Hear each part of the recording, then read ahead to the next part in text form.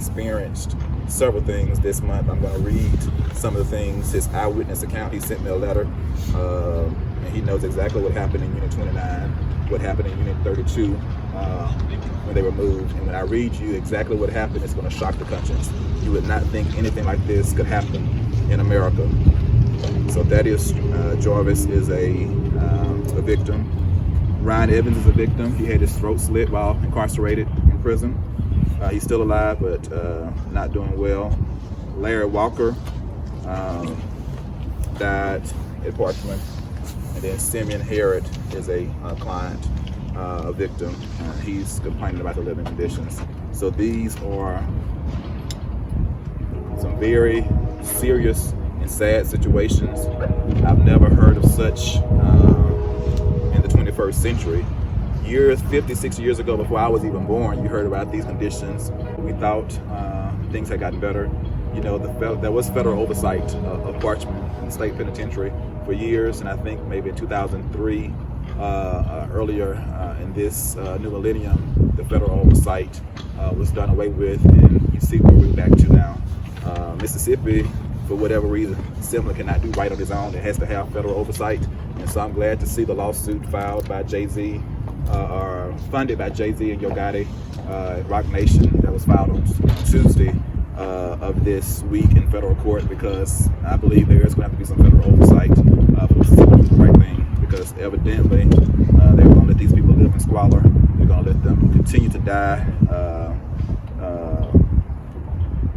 with impunity if we don't get a handle on it, and if the federal government does not come in and make them do right. I appreciate the family members that are here with us this morning on behalf of their family members. As I said, LaToya Jackson and family are here on behalf of Antonio Taylor. Irma and John Oliver Sr. are here on behalf of John Oliver II.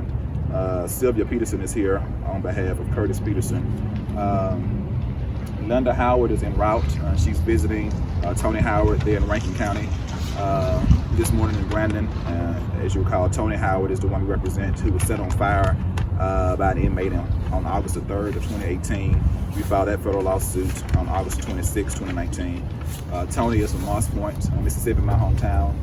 He was set on fire, got second-degree burns. And you tell me how an inmate, set on fire by an inmate who got gasoline, got a lighter, got a chemical mixture, and was able to set this man totally on fire. Who's watching the yard? Who's watching the prisons to allow these type of things to go on? You're hearing that the prisons are severely underfunded, they're understaffed, and these are the real life situations as a result of that underfunding and that understaffing. I mean, these men and women, black and white, male and female, they are dying and they are being injured with impunity because the state fails to do the right thing. We decided to call this press conference here at the state capitol because these individuals, I see the Lieutenant Governor's truck is here, so I hope he hears us. He has a lot of say-so with the budget for the state, and instead of decreasing the budget about $8 million under this next cycle, we're asking that they increase the budget to something that will make these living conditions better for these individuals, something that they can pay individuals a reasonable wage to be correctional officers. No one wants to put their life at risk for the pennies that they're paying them, and so now you have a situation where no one wants to come in and be a correction officer at these prisons. A very few people, and you're having to have the state troopers or state police to come in and stand guard at some of these prisons. But it's a very dire and severe situation that's going on. I also I filed a lawsuit yesterday, a white female that died in the prison, Nicole Rathman. She died on August 28, 2018, about 5 days before she was to be released. We filed suit on yesterday here in federal court in Jackson. And her father is in Chicago, Ken Rathman, and he'll be available to speak with you by telephone, should any member of the media want to speak with him. So we have about 13 people, I believe, that are represented currently, and our phone rings daily off the hook. For the past 2 weeks, my chief investigator for the firm, Stephen Chisholm, he has fielded so many calls about individuals or their families calling about what's going on at Parchman and the various MDOC facilities. I'll now read you a letter from an inmate who was there on January the 2nd when the bang, as he called it, went down. I hope there are no small children around, because this is going to be very shocking to the conscience.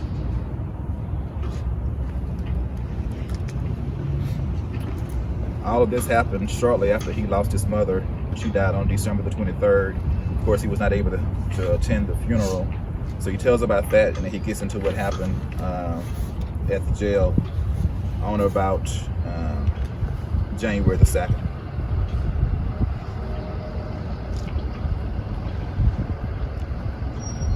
He says, while grieving my mother's death, a dramatic event took place at the Mississippi State Penitentiary, Unit 29, D Building, B Zone. Rival gang members had what's called a bang after other state facilities and buildings at the Mississippi State Penitentiary had what's called a standoff and did what's called a flip. I was among 20 inmates that were on B Zone, D Building, Unit 29, that was not involved in the incident, and is documented by the Mississippi State Penitentiary staff, captains, lieutenants, correctional officers, and superintendent. This building has 2 levels upstairs and downstairs. All 20 non-affiliated documented inmates were instructed by gang members to stay on the lower level, while all documented gang members stayed on the 2nd level in what's called a standoff for more than a week.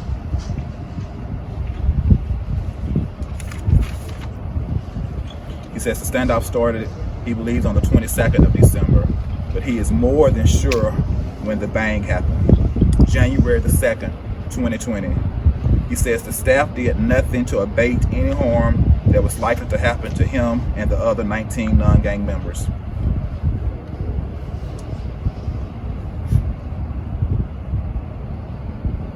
He mentions a tower that was looked on that's usually not used by staff, and several individuals recorded the event with their cell phones, while him and the other inmates were on the 1st level pleading and asking for help while the bang took place. He says finally the staff entered and put a stop to the bang. All inmates, non-gang members on the 1st level and gang members on the 2nd level, were put in restraints and instructed to pack their belongings, but leave them in the building. He says someone died on our zone as a result of this incident. Not only did B Zone have a bang, the zone across the hall, A Zone, had a bang. People died also. 2 zones, 1 building. Both zones were moved to what's called Unit 32 at the Mississippi State Penitentiary that has been closed down since 2008 and was not livable for inmates. No running water, no usable toilets, horrible conditions. As a result of the incident, we were not